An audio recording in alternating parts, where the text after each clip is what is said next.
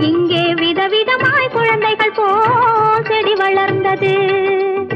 மேகமென்ற தந்தை கண்ணில் நீர் வழிந்தது. இங்கே விதவிதமாய் குழந்தைகள் போல் செடி வளர்ந்தது. பூமி என்ற தாய்மடியில் தவழ்ந்து வந்தது.